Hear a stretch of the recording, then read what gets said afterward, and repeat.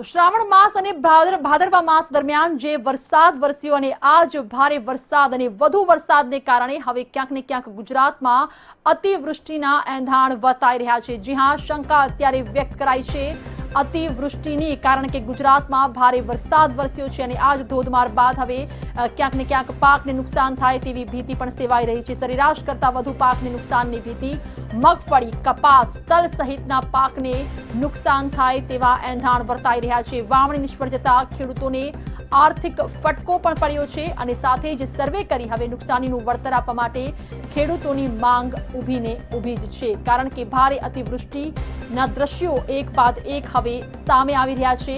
ધોધમાર વરસાદ સમગ્ર ગુજરાતમાં વરસ્યો છે।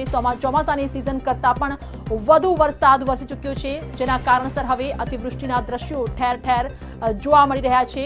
ઘણા બધા ખેતરોમાં પાણી ફરી વળ્યા છે અને આ જ કારણસર હવે ખેડૂતોની માંગ સામે આવી છે કે સર્વે કરી નુકસાનીનું વળતર ચૂકવવામાં આવે।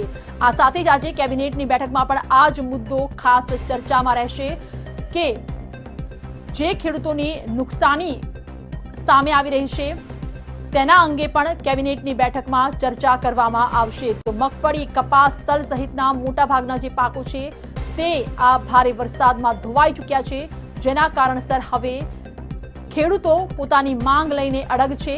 નુકસાનીનું વળતર આપવા માટે યોગ્ય સહાય કરે સરકાર।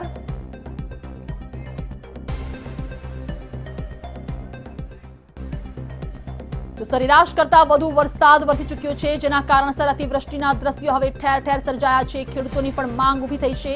આ તમામ મુદ્દે વધુ માહિતી આપી રહ્યા છે સંવાદદાતા સોનલ। ભારે વરસાદ અને આ જ વરસાદ બાદ હવે અતિવૃષ્ટિની આશંકા, શું લાગે છે કેટલી નુકસાની ખેડૂતોને, અને સામે જે માંગ ઊભી છે તે શું તે માંગ સ્વીકારવામાં આવશે સરકાર તરફથી? સૌથી મહત્વનો જે અત્યારે પ્રશ્ન ચર્ચાઈ રહ્યો છે તે એ જ છે કે અતિવૃષ્ટિના કારણે ખેડૂતોના પાકને જે નુકસાન થયું છે તેનું વળતર સરકાર ક્યારે ચૂકવશે? પાક વીમાનો પણ પ્રશ્ન છે। અતિવૃષ્ટિના કારણે મગફળી, તલ અને કપાસ સહિતના જે પાક છે તેને મોટા પાયે નુકસાન થવા પામ્યું છે અને ખેડૂતોની જે વાવણી છે તે નિષ્ફળ જવા પામી છે। તેના કારણે જગતનો તાત જે છે તે ચિંતામાં છે। બીજી બાજુ વિપક્ષ તરફથી પણ માગણી કરવામાં આવી રહી છે। ગઈકાલે જે પ્રદેશ પ્રમુખ અમિત ચાવડાએ માગણી કરી હતી કે જે પાક નિષ્ફળ ગયો છે તેનો સરકાર તરફથી સર્વે કરાવવામાં આવે અને તાત્કાલિક ખેડૂતોને પાક વીમાની જે રકમ છે અને નુકસાનીની જે રકમ છે તે ચૂકવવામાં આવે, આવી માગણી વિપક્ષ તરફથી કરવામાં આવી છે। તો બીજી બાજુ આજે જે કેબિનેટ અત્યારે મળી રહી છે તેમાં પણ આ મુદ્દે ચર્ચા થવાની છે। અતિવૃષ્ટિની જે પરિસ્થિતિ છે તેની સમીક્ષા કરવામાં આવવાની છે અને ખેડૂતો સંદર્ભે આજની કેબિનેટમાં કંઈક હકારાત્મક નિર્ણય લેવાય તેવી એક રાહ જોવાઈ રહી છે। જે પાક વીમાનું જે પાકનું નુકસાન છે તેનો એક અંદાજ માંડવામાં આવે સરકાર તરફથી અને ખેડૂતોને તાત્કાલિક ચૂકવણી કરવામાં આવે તેવી માગણી ખેડૂતો તરફથી પણ કરવામાં આવી છે। સાથે સાથે જે વિપક્ષે પણ ખેડૂતોને સહકાર આપ્યો છે અને ગઈકાલે અમિત ચાવડાએ પણ નિવેદન કર્યું છે કે તાત્કાલિક સર્વે કરાવી અને જે નુકસાનીની રકમ છે તે ચૂકવવામાં આવે। બીજી બાજુ જો વરસાદની પરિસ્થિતિની બેનઝીર વાત કરીએ તો અતિવૃષ્ટિના કારણે છેલ્લા 4 દિવસથી સતત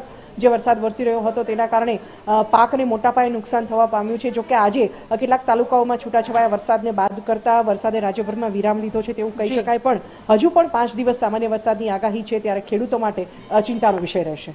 જી સોનલ, ખૂબ ખૂબ આભાર તમામ માહિતી આપી તે બદલ। તો અતિવૃષ્ટિના દ્રશ્યો હવે ઠેર ઠેર સર્જાઈ રહ્યા છે અને આ જ દ્રશ્યો બાદ હવે ખેડૂતોની માંગ ઊભી છે, કારણ કે પાકનું ધોવાણ થઈ ચૂક્યું છે।